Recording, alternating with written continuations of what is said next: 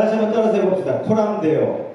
네, 코람이 앞에서라는 라틴어입니다. 데오가 하나님 앞에서.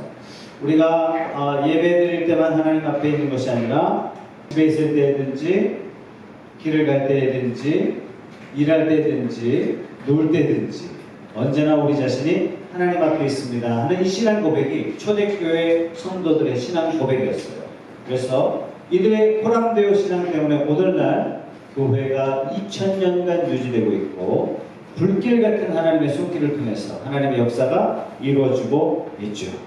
자, 오늘 말씀은 요셉 때에 하나님께서 이스라엘 백성들을 복을 주셔서 애굽 땅으로 인도하셨습니다. 하나님의 말씀 그대로 생육하여 번성하게 됐죠.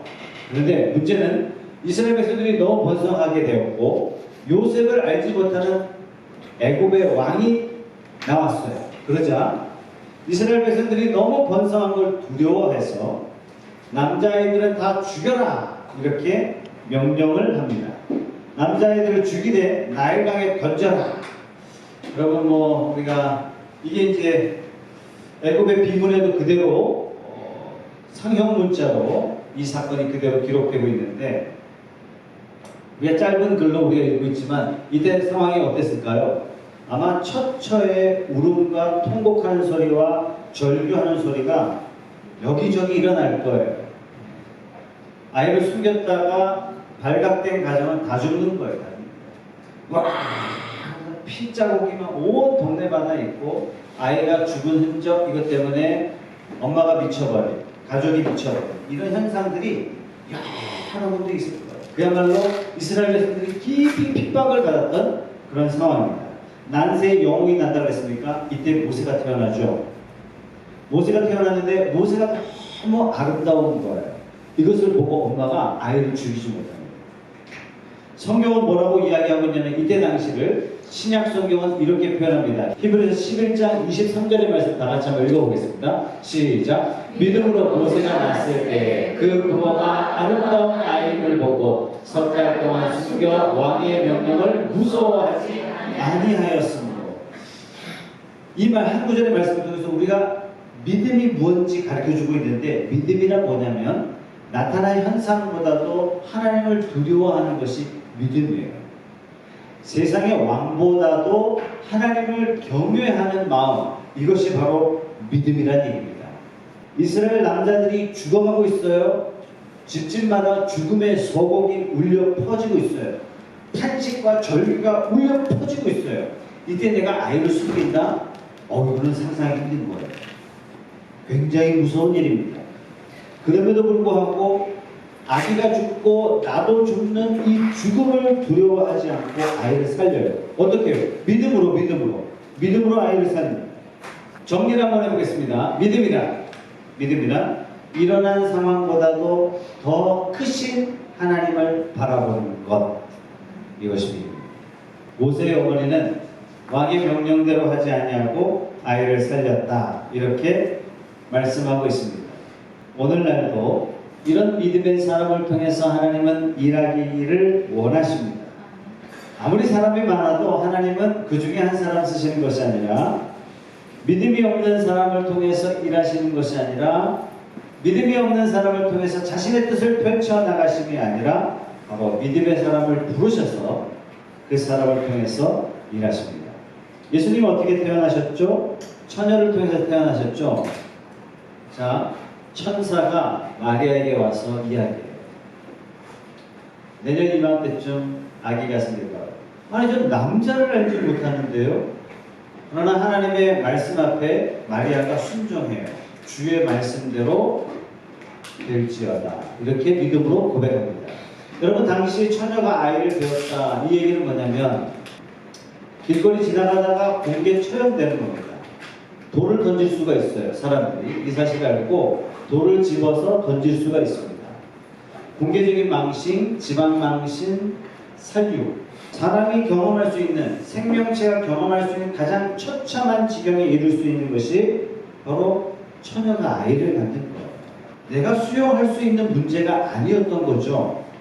그럼에도 불구하고 마리아는 돌 맞아 죽을 상황이 눈앞에 뻔히 보이는데도 뭐라고 이야기하냐면 주의 계집종이오니 말씀대로 하옵소서.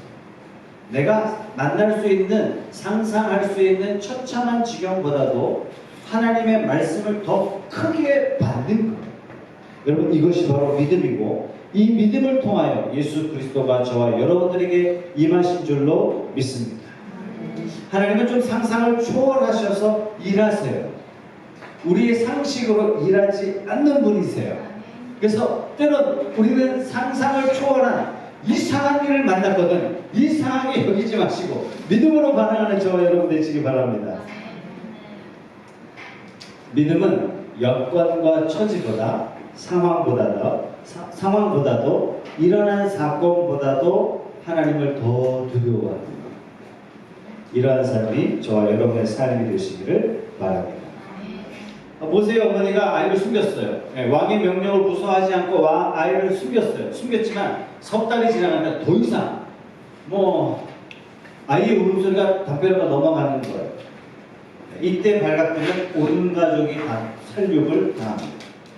더 이상 내가 아이를 지킬 수가 없다라는 판단이 되자 모세의 어머니가 이제 손에서 내려놓죠. 드디어 하나님을 더욱 전적으로 의지할 때가 온 겁니다. 사랑하는 여러분, 어쩔 수 없을 때, 내 삶에 사건을 만났는데 어쩔 수 없을 때, 이때는 내가 전적으로 하나님을 신뢰해야 될 때다 라는 하나님의 사인인 줄 믿으시기 바랍니다. 이 아이를, 이 핏덩이를 강가에다가 이렇게 나일강에다 떠내려 보내면 악어가 막 덮치지 않을까, 풍랑이 일어서 빠지지 않을까, 강가에 나와 고쳐서고 있는 애국 군대가 참으로 막 찔러대지 않을까, 이런 걱정 하지 않겠습니까? 이런 모든 염려들은 언제 나오냐면 하나님을 신뢰할 수 없을 때 걱정하고 안 해도 되는 걱정 끌어다가 하고 불필요한 걱정 또 끌어다가 또 하고 하나님에 대한 신뢰가 부족할 때 염려와 걱정이 일어나게 됩니다. 하나님을 더 신뢰하시기 바랍니다. 더 이상 석 달 동안 아이를 가지고 있었지만 더 이상 가지고 있을 수 없다. 이 상황은 뭐냐면 하나님이 이렇게 말씀하세요. 아이를 보내라. 네 손에서 놔라. 이렇게 말씀하시는 거예요. 그때 비로소 하나님이 일하시기 시작합니다. 놀랍게도 어떻게 됐냐면 이 아이가 바로의 공주의 눈에 발각이 되었어요. 전적으로 의탁하니까 하나님이 다 준비를 하시죠.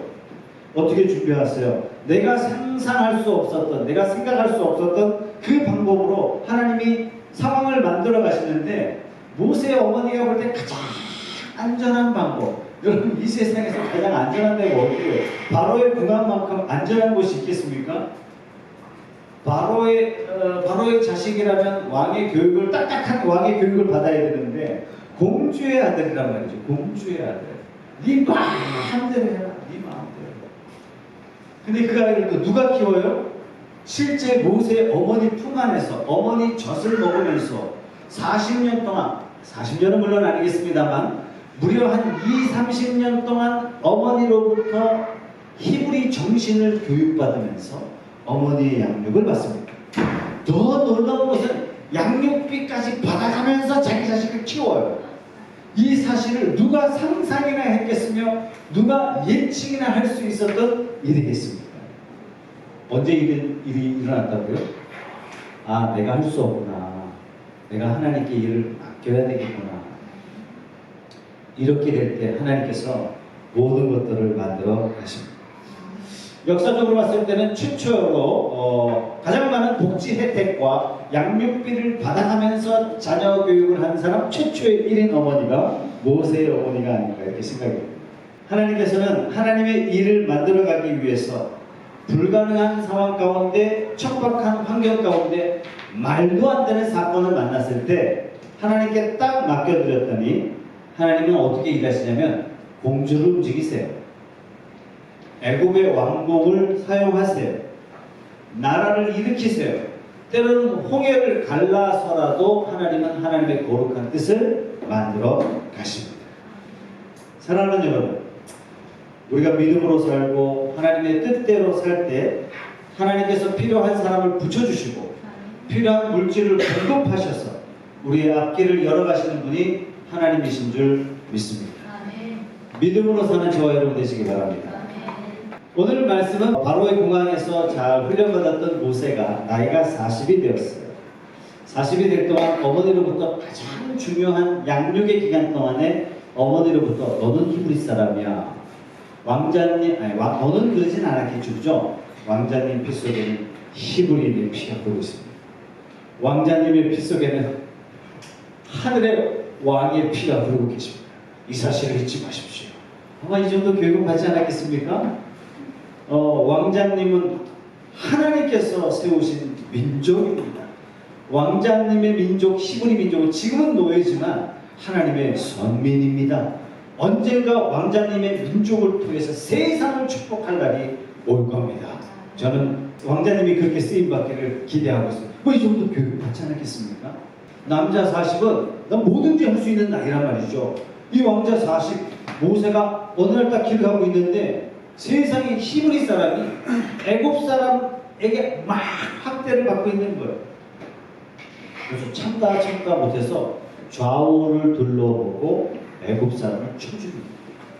12절 말씀 다 같이 읽어보죠. 12절 말씀 시작. 좌우를 살펴 사람이 없음을 보고 그 애굽 사람을 쳐 죽여 모래 속에 아마 한 방에 쳐 죽인 걸 보니까 모세가 대단했던 것 같아요. 오늘 이 모세는 우리가 어떤 모세를 만나냐면 인생의 문제를 만났을 때 사실 우리가 어딜 쳐다봐야 되냐면 하늘을 쳐다보고 상황을 쳐다봐야 됩니다. 모세가 지금 어떻게 가지고 있냐면 좌우를 살펴서 사람을 쳐 죽입니다. 좌우를 살펴서 사람을 인식하고 자기 방법대로 문제를 해결합니다. 위를 바라보지 않고 좌우를 바라본 게 문제죠. 다시 말해서 하나님을 인식하고 문제를 접근해야 되는데 사람을 의식하고 문제를 접근합니다. 딱 이때가 모세가 40살 때의 모습입니다. 하나님은 지금도 불꽃 같은 눈동자로 모세를 지키시고 인도하시고 보호하신다면 무엇보다도 모세가 위에 계신 하나님, 나를 오늘 나되게 하신 그 하나님을 바라보면서 사건을 하나님께 맡겨드려야 되는데 어머니는 위기가 오자 모세를 하나님께 내려놨어요. 모세는 위기가 오자 그 문제를 자기 손으로 확 움켜잡았어요. 좌우를 살펴서 내 힘으로 처리했습니다. 이것 때문에 모세가 40년 동안 광야 생활을 하게 됐죠. 사랑하는 여러분, 우리가 살다 보면 문제를 만나요. 문제를 만나면 우리가 위를 바라보기보다도 나를 도울 사람이 누가 있나, 통장의 잔고가 얼마 있나, 이 사건을 해결할 수 있는 돈은 얼마인가, 이렇게 바라볼 때가 너무나 많습니다. 그렇게 바라본다고 해서 문제가 쉽게 해결되느냐? 사실 문제가 한 번 더 꼬인 문제를 해결하려고 하다가 한 번 더 꼬여서 더 이상 내 손으로 해결할 수 없는 그런 지경에 이를 때가 너무나 많습니다. 오늘 설교 제목 코람데오, 하나님 앞에서. 이 코람데오는요, 초대교회 성도들이 가졌던 신앙의 철학이에요. 코람데오는 뭐냐면 초대교회 성도들이 가지고 있었던 신념이에요. 그 신념은 누구도 바꿀 수 없다는 얘기예요. 우리는 로마 군인 앞에 있지만, 핍박을 받고 있지만 하나님이 여전히 우리를 보고 계십니다. 우리는 환난 가운데 있지만 여전히 우리는 하나님 앞에 있습니다. 그렇다면 이 환난도 하나님이 허락하셨습니다. 하나님이 허락하신 환난이라면 여기에 뜻과 교훈이 있고 이 일을 통하여 하나님이 이루신 영광이 있으시기 때문에 우리는 이것을 기쁘게 받을 수 있습니다. 이 코람데오예요. 내가 하나님 보지 않는다고 해서 교인들이 없다고 해서 내가 세상 사람처럼 내 모습이 변해 있지 않는다는 결단이 서 있는 것이 바로 코람데오인 것입니다. 모세는 지금 코람데오의 신앙이 없었던 거죠. 좌우를 통해서 사람은 볼 수 있었지만 하나님은 일식하지 못했습니다. 우리 13절 14절 말씀도 다 같이 한번 읽어보겠습니다. 이튿날 다시 나가니 두 히브리 사람이 서로 싸우는지라 그 잘못한 사람에게 이르되 네가 어찌하여 동포를 치느냐 하매 그가 이르되 누가 너를 우리를 다스리는 자와 재판관으로 삼았느냐 내가 애굽 사람을 쳐죽을 듯하 나도 죽이려느냐 모세가 두려워하여 이르되 일이 칼로 되었도다.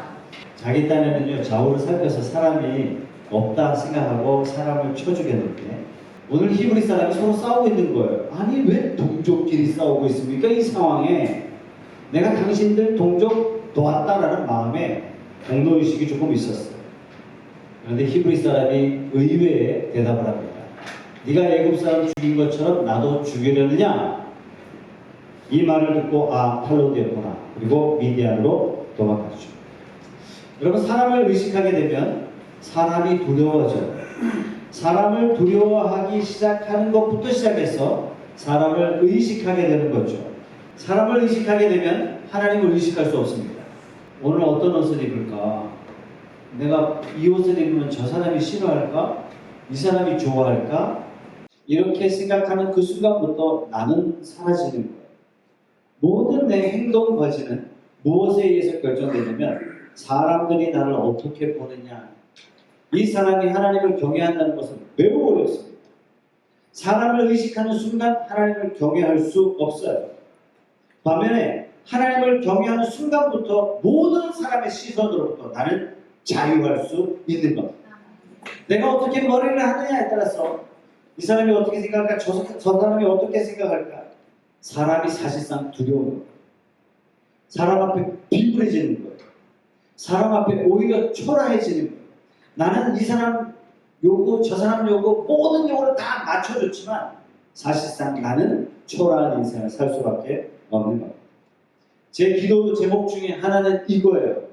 우리 부르는 모든 성도들이 사람을 의식하기보다는 하나님을 의식하는 사람, 사람보다도 하나님을 두려워하는 사람. 그래서 사람 앞에 비굴해지지 않는 인생, 오히려 그 사람들로부터 두려운 존재로 쓰임받는 사람. 제가 사람을 만났을 때 이 사람 무섭다 하는 사람이 있어요.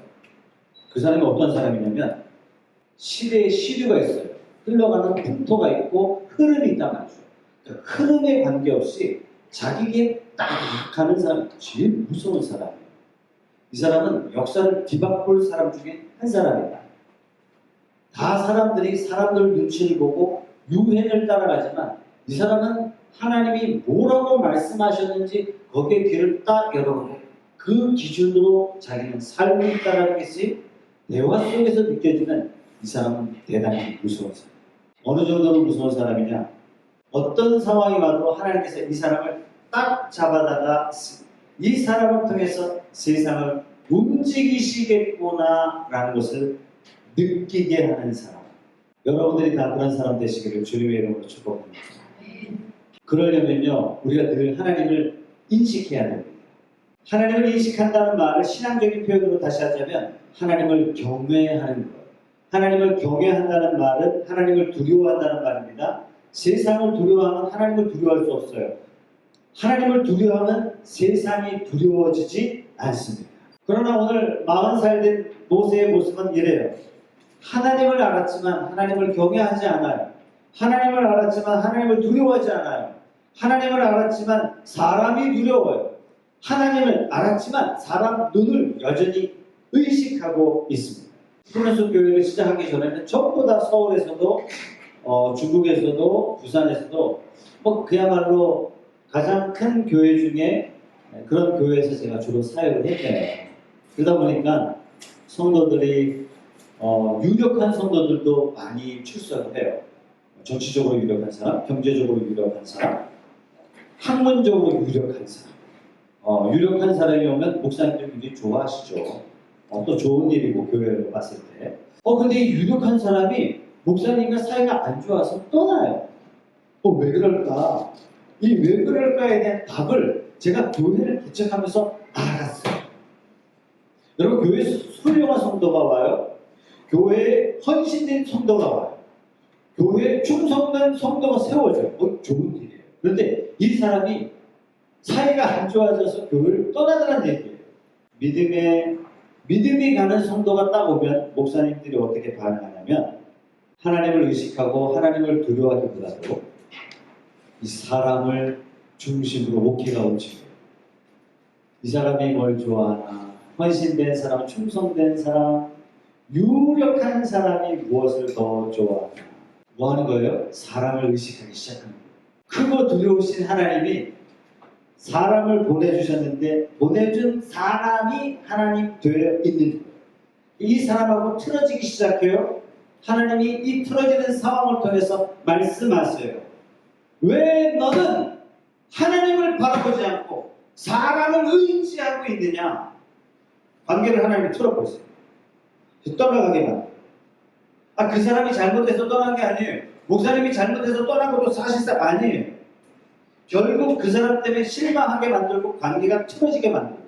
저 사람만 있었으면 참 좋겠다. 저 사람한테 잘해주고, 저 사람 있으면 든든하고, 저 사람한테 마음 다 주고, 그러다가 여러분 배신당한 적 많죠? 솔직히 얘기해보세요. 오히려 상처받고 실망한 일이 생겨요. 그 사람이 나빠서가 아니에요. 여러분들이 또한 잘못해서도 그런 것도 사실상 아닙니다. 문제는 뭐냐면 사람을 자꾸 바라보는. 성경은 하나님을 이렇게 소개하고 있습니다. 질투하는 하나님이시라. 하나님보다 더 사람을 의지하면 하나님 그걸 용납지 않으시는 거예요. 왜 하나님께서 야곱을 아버지 집에서 떠나게 만드셨죠? 의지하는 모든 걸 하나님이 다 끌어놓으시는 거예요. 몽땅 끌어놓고 뭐예요? 하나님이 위에서 사닥다리를 내려주시면서 말씀하세요. 너 이제부터 하늘만 바라보고 살아.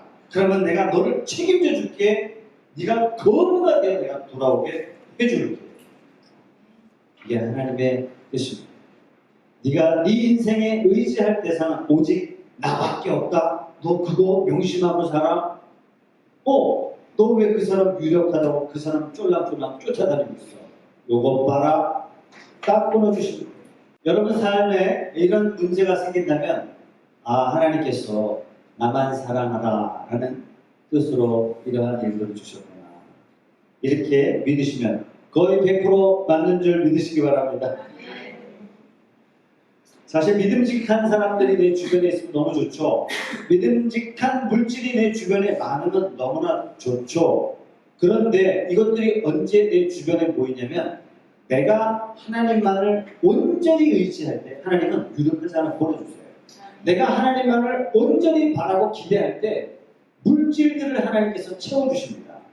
근데 하나님이 주신 것을 주신 하나님보다 주어진 것들에 우리의 시선이 더 빼앗긴다면 우리 인생 하나님 바꿔주시는 거예요. 제가 여러 번 황금알을 낳는 거위 이야기 해드렸죠. 아침에 일어나니까 황금알이 나와 있는 거예요. 어머 거위야. 다음날 일어나니까 또 이따가나 황금알이 있는 거예요. 거위야. 여보 거위 이게 지풀이 뭐야 쬐끄만 침대 하나 만들어 이렇게 되는 거예요. 여보 거위 먹다 남은 음식이 뭐야? 거위를 그냥 밥을 새로 해. 한 일주일 지나니까 할아버지 할머니 마음속에 괘씸한 마음이 드는 거예요. 요 싸가지 없는 거위가 하루에 딱 하나씩만 나는단 말이야. 한 발에 10개씩 나야지. 마누라 칼 갖고 와. 이놈의 배로 확 잘라가지고 이 게으른 거위를 확 잘라가지고 한 번을 딱 꺼냅시다. 칼대는 순간 어떻게 됐어요? 처음에는 거위가 이뻐 보였다가 나중에는 황금 때문에 거위가 안 보이는 거죠. 하나님이 내게 많은 것을 주셨는데 하나님이 안 보이고 하나님의 합자가 살살 가려지기 시작해요. 처음에는 하나님 때문에 은혜 받아서 이렇게 얘기하다가 이렇게 가려져서 합자가 가려져서 나님 때문에 나님이 잘해서 나님이 지혜로우니까 나님이 잘생겨서 나님이 인복이 많아서 나님이 돈복이 있는 것 같고 이때는 딱 벌 받기 직전이라고 보시면 거의 맞는 줄. 시편 기자는 이렇게 고백해요. 주만 바라볼지라. 이것이 성도의 아름다운 모습인데 주만 바라보라고 돈 끊고 사람 끊고 다 끊어라, 직업 끊고 다 끊어라, 환경 다 끊어라 이 말씀이 절대로 아니에요. 주만 바라보라는 말씀은 우리의 제1시선이 우리의 마음 중심이 하나님께 딱 붙들려 있는 사람, 이것이 바로 주만 바라볼지라. 우리가 주만을 바라보게 될 때 하나님께서 사람을 내 편 되게 해주세요. 우리가 오직 주만 바라볼 때 필요한 물질들을 하나님께서 넉넉하게 채워주세요. 문제는 하나님이 채워주실 때 또 정신 못 차리고 자꾸 좌우만 바라보고 있다는 거예요. 환경이 좋아야 신앙생활하지, 먹을 게 있어야 하나님 바라보죠. 이게 이스라엘 백성들 아닙니다. 사람과 돈을 내 편 삼으려고 하지 말고 더욱더 하나님을 바라보고 하나님을 두려워하고 하나님을 경외하는 저와 여러분 되시기를 주님의 이름으로 축복합니다. 자, 내가 사람들의 도움을 받기를 원한다면 그 사람을 찾아갈 것이 아니라 어떻게 해요? 오히려 하나님을 더 의지하고 오히려 하나님을 더 두려워하고 오히려 하나님을 더 기대하면 하나님께서 사람을 붙여주세요. 그리고 그 사람을 통해서 복을 내려주십니다. 돈도 마찬가지예요. 내가 돈에 집착하여 살면 돈 때문에 추잡한 인생이 되는 거고, 반대로 내가 하나님을 향하여 온전히 붙들려 있으면 돈 때문에 오히려 더 경건한 하나님의 사람으로 저와 여러분들을 세워주실 줄로 믿습니다. 이스라엘 역사에 비슷한 상황이 생겼습니다. 여호사밧이 왕이 되었을 때 주변의 모든 연합군들이 쳐들어왔어요. 상황을 보니까 도저히 싸울 수가 없는 거예요. 아무리 계산을 해도 계산이 되지 않는 싸움이에요. 나가도 죽고 앉아있어도 죽고. 원래 전쟁이 딱 시작이 되면 상황을 잘 살펴야 되잖아요. 적군은 탱크 몇 대, 칼 몇 대, 총 몇 개, 그 다음에 군량미는 며칠 분, 우리는 며칠 분, 우리의 탱크는 몇 대, 우리의 칼은 몇 개, 다 이렇게 상황을 살펴야 되잖아요. 살펴봐야 계산이 안 나오니까. 여호사밧이 어떻게 했냐면 모든 백성들에게 금식을 선포하고 찬양대를 조직합니다. 그리고 군대 조직을 한 다음에 군대 맨 앞에 찬양대를 앞세워요. 그리고 찬양하면서 전쟁을 치릅니다. 놀라운 건 뭐냐면 칼 한 번 빼지 않고 전쟁에서 승리했다는 사실이에요. 왜 하나님께서 이 기사를 우리에게 보여주실까? 모든 문제 속에서 문제 속으로 훅 들어가지 말고 문제를 만났거든. 그 문제를 가지고 네가 하나님 앞에 나와라. 그러면 내가 해결해 줄게. 모든 것 근원 대신 하나님 앞에 나올 때 모든 문제는 해결된다라는 사인을 우리에게 가르쳐 주시기 위해서 이 역사를 우리에게 보여주시고 계신 것입니다. 문제를 만났을 때 우리가 잠잠히 하나님의 도우심을 기대하고 기도하고 위를 바라볼 때 하나님께서는 우리의 문제를 해결하시고 저와 여러분들에게 인생의 답을 주실 줄로 믿습니다. 오늘날 이 시대는요, 남의 시선에 사로잡힌 시대예요. 남이 뭐라 할까봐 내가 좋아하는 옷 못 입어요. 제가 독서학교 학생들 중에 너는 무슨 색 좋아하니? 자기는 노란색 좋아해. 그렇다면 너는 학교 친구들이 다 파란색 입고 오면 너는 노란색 입고 갈 수 있겠지. 자기 못한대요. 자기가 좋아하지만 남들이 뭐라 할까. 그러니까 아이의 얼굴이 그 순간 너무 슬펐어요. 남의 시선을 너무 의식하면 결국 자기가 불행한 인생을 살 수밖에 없죠. 오늘날 우리가 어떻게 자꾸 판단하냐면 남이 뭐라 할까? 남이 어떻게 판단할까? 남들은 이것을 좋아할까? 이것이 자기의 판단 되어버렸어요. 결국은 내 마음속에 하나님을 사랑하는 마음도 하나님을 경외하는 마음도 다 잃어버렸다는 뜻이에요. 바울은 뭐라고 고백하냐면 나를 판단할 자는 남도 아니고 나 자신도 아니라 나를 판단할 유일할 분은 오직 예수 그리스도밖에 없다. 이렇게 이야기하죠. 아무도 의식하지 않아요. 역사를 뒤바꿔 놨습니다. 많은 사람들이 남의 소리에 전전긍긍합니다. 소문에 전전긍긍해요. 남이 뭐라 할까봐. 그러나 나를 판단하실 분은 오직 하나님 한 분밖에 없습니다. 믿음의 주여 온전케 하신 이 예수를 바라보자. 묵묵히 하나님만 바라보며 하나님의 변함없는 사랑을 누리며 살아가는 저와 여러분 되시기를 주님의 이름으로 축복합니다. 누가복음에 보면 두 명의 사람이 기도해요. 예수님이 두 사람이 기도하는 것을 보시고 한 사람은 인정하시고 한 사람은 인정하지 않으셨습니다. 한 사람은 바리새인이고 한 사람은 세리였습니다. 바리새인도 기도해요. 얼마나 기도를 잘하는지 몰라요. 입이 청산유수예요. 기도할 때 많은 사람들이 모인 자리에서 기도해요. 사람들이 시장에서 옷을 팔든 뭘 하든 신경 쓰지 않고 두 손을 하늘 향해서 크게 올리고 할렐루야 하나님 말씀하신 대로 저는 헌금도 했고 11조도 했고 간음도 하지 않았고 도둑질도 하지 아니하였고 율법을 다 지켰습니다. 아멜리 옆에서 세리가 기도해요. 주님, 제가 바로 쳐 죽일 놈입니다. 제가 죄인입니다. 사람들이 다 듣고 있는데요. 바리새인의 기도는 사실상 하나님께 드린 기도가 아니라 사람들아 나 좀 봐라 내가 얼마나 거룩한지 당신이 인정을 좀 해줘야 되지 않겠느냐. 사람들을 위한 기도였어요. 그러나 세리는 하나님 앞에서의 기도였기 때문에 자신이 입을 열 수가 없는 거예요. 입을 연 그 순간 나는 죄인입니다 라고 고백할 수밖에 없었던 것입니다. 말씀을 정리하겠습니다. 우리가 이 땅에서 사람들을 얻으며 살아가는 방법, 우리가 이 땅에서 물질에 풍요롭게 살아가는 방법, 오히려 그것은 사람을 쫓아가고 돈을 쫓아가며 답이 있는 것이 아니라 크고 두려우신 그 하나님을 날마다 의식하며 살아가는 삶이 될 때 저와 여러분의 삶이 하나님 앞에 복된 삶이 될 줄로 믿습니다. 한번 기도하시죠. 우리 기도하실 때 오늘 하나님의 말씀을 통해서 여러분에게 주시는 하나님의 음성은 무엇입니까?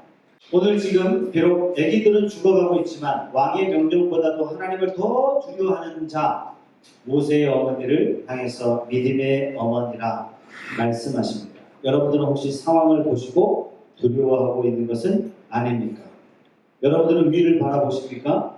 내가 더 이상 아무것도 할 수 없다고 생각할 때 내 자신의 모든 문제를 내려놓을 때 하나님께서는 상상할 수 없는 방법으로 일을 만들어 가십니다. 바로의 공주를 준비하세요. 왕궁을 준비하세요. 어머니도 준비하세요. 하나님이 여러분이 가장 안전하고 가장 확실하고 가장 놀라운 방법으로 인도하실 줄 믿고 여러분의 문제, 교회의 문제를 하나님께 다 내려놓으시기 바랍니다. 믿음의 사람은 어떤 사람이냐? 하나님 손에 맡겨드리는 사람이 믿음의 사람입니다. 여러분 오늘 40살 모세처럼 여전히 사람을 의식하고 있는 건 아닙니까? 세상을 의식하고 있는 건 아닙니까? 위에 계신 하나님을 의식하십시오. 사람을 두려워하지 마시고 하나님을 두려워하는 어디서 무엇을 하든지 호랑대로의 신앙을 가진 저와 여러분들이 되시기를 주님의 이름으로 축복합니다. 하나님, 내가 하나님을 두려워하는 사람 되겠습니다. 어떤 순간에도 하나님을 의식하는 사람이 되겠습니다. 하나님만 바라보는 사람이 되겠습니다. 다 같이 한번 통성으로 기도하도록 하겠습니다.